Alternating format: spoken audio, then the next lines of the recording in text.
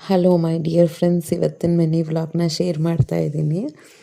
ಈ Sunday mini vlog ಒಂದು family function ಇತ್ತು. ಎಲ್ಲರೂ ಅಲ್ಲಿಗೆ ಹೋಗಿದ್ವಿ. ಮಾರ್ನಿಂಗ್ ಡ್ರೆಸ್ ಸೆಲೆಕ್ಟ್ ಮಾಡೋ ಅಷ್ಟರಲ್ಲೇ ಸಾಕಾಯಿತು. ಯಾಕೆಂದರೆ ಹೋಗಬಾರ್ದು ಅಂತ ತುಂಬ ಅಂದ್ಕೊಂಡಿದ್ದೆ. ಯಾಕೆಂದರೆ ಹಲ್ಲು ನೋವು ಜಾಸ್ತಿ ಆಗಿತ್ತು. ಜೊತೆಗೆ ಮಕ್ಕಳದು ಟೆಸ್ಟ್ ಇತ್ತು. ಸಂಡೇ ಸಿಗೋದೇ ಒಂದಿನ, ಅದಕ್ಕೆ ಓದಿಸೋಣ ಅಂತ ತುಂಬ ಅಂದ್ಕೊಂಡೆ. ಆಮೇಲೆ ಯೆಲ್ಲೋ ಕಲರ್ ಸ್ಯಾರಿ ಸೆಲೆಕ್ಟ್ ಮಾಡಿದೆ. ಹಸ್ಬೆಂಡೂ ಯೆಲ್ಲೋ ಕಲರ್ ಶರ್ಟ್ ಹಾಕ್ಕೊಳಕ್ಕೆ ಟ್ರೈ ಮಾಡಿದ್ರು.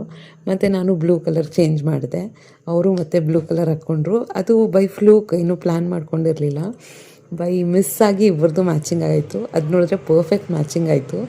ಸಕ್ಕತ್ತಾಗಿತ್ತು. ಅದಕ್ಕೆ ಕೆಲವು ಫೋಟೋ ಸೆಷನ್ಸ್ ಎಲ್ಲ ಮಾಡಿ, ಇದು ಕೆಲವು ಕ್ಲಿಪ್ಪಿಂಗ್ಸ್ನ ತೊಗೊಂಡಿದ್ದೆ 4 ಗಂಟೆಯಿಂದ.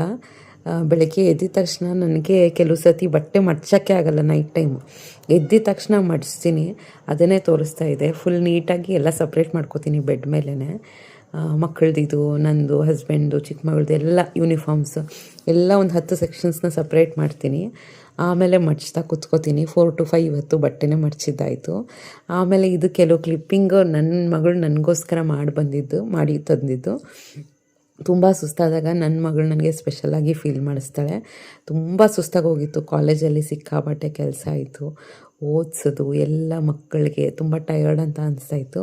ನನ್ನ ಮಗಳು ಮ್ಯಾಗಿ ಚೆನ್ನಾಗಿ ಮಾಡ್ತಾಳೆ. ಮ್ಯಾಗಿ ಮತ್ತು ಆಮ್ಲೆಟ್ ಹಾಕ್ಕೊಟ್ಟಿದ್ಲು.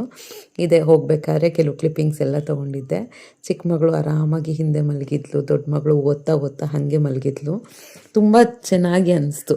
ನಾವು ಎಷ್ಟೇ ಬ್ಯುಸಿಯಾಗಿದ್ದರೂ ಕೂಡ ಫ್ಯಾಮಿಲಿ ಜೊತೆ ಟೈಮ್ ಸ್ಪೆಂಡ್ ಮಾಡೋದು, ಅವ್ರ ಜೊತೆ ಇರುವಂಥ ಹ್ಯಾಪಿ ಮೂಮೆಂಟ್ಸು, ಸುಮ್ಮನೆ ಗಪ್ಶಿಪ್ ಮಾಡೋದು, ನಗಾಡೋದು, ಈ ಥರ ತುಂಬ ಚೆನ್ನಾಗಿ ಅನಿಸುತ್ತೆ. ರೊಟೀನ್ ಲೈಫು ಡೈಲಿ ವರ್ಕಿಂಗ್ ಆಗಿರಲಿ, ಹೌಸ್ ವೈಫ್ ಆಗಿರಲಿ, ಬೆಳಗ್ಗೆ ಎದ್ದೇಳು, ಮಾಡು, ಕಳಿಸು, ಕೆಲಸ ಮಾಡು, ಒಂದಾದ್ಮೇಲೆ ಒಂದು ಸುಸ್ತಾಗು ಇದೇ ಆಗ್ತಾನೆ ಇರುತ್ತೆ.